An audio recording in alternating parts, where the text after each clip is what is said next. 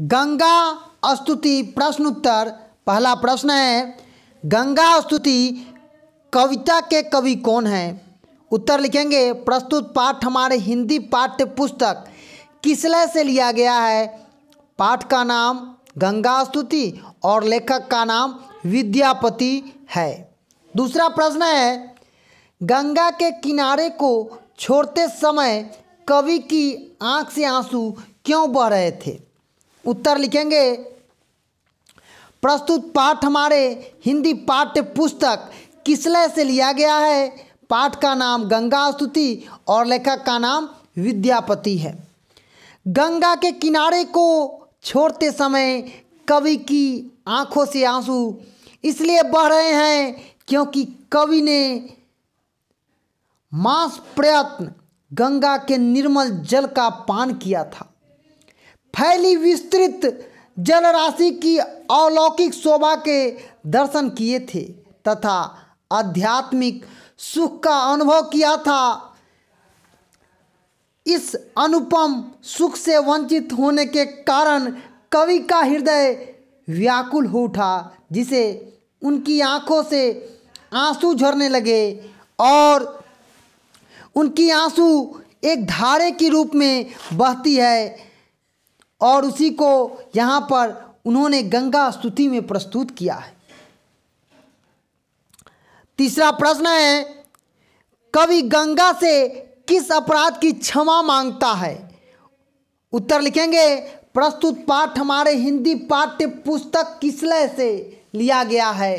पाठ का नाम गंगा स्तुति और लेखक का नाम विद्यापति है। कवि आध्यात्मिक प्रवृत्ति का व्यक्ति है। गंगा को देव नदी कहा जाता है। स्नान करते समय अनिवार्य रूप से पैर से गंगा का स्पर्श हो जाता है। इसी कारण वह माँ गंगा से प्रार्थना करता है कि हे माँ गंगा, तुम मुझे अपना पुत्र मानकर तुम मेरे इस अपराध को क्षमा कर दो, क्षमा कर दो। चौथा है, कविता की निम्नलिखित पंक्तियों को पूरा कीजिए। तो लिखा है, कि करब जप तप जोग ध्यानी। उत्तर लिखेंगे, जन्म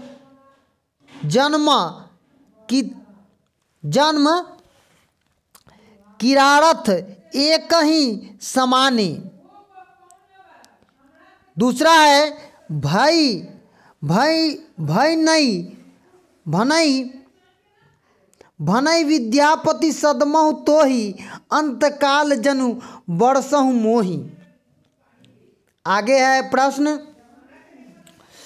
यहाँ पर आप देख सकते हैं, इसको दिखाया गया है।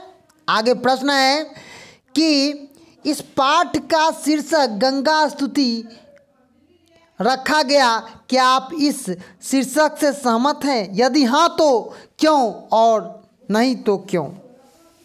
लिखेंगे, प्रस्तुत पाठ हमारे हिंदी पाठ्य पुस्तक किसलय से लिया गया है, जिसके रचनाकार सुप्रसिद्ध लेखक विद्यापति है और पाठ का नाम गंगा स्तुति है।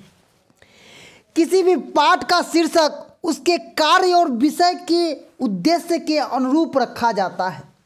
इस पाठ का शीर्षक गंगा स्तुति पूर्णतः उपयुक्त है, क्योंकि गंगा को देव नदी या माता कह के पुकारा गया है। गंगा जल को अमृत के तुल्य माना जाता है। हर धार्मिक कार्यों में हिंदू इस जल का प्रयोग करते हैं।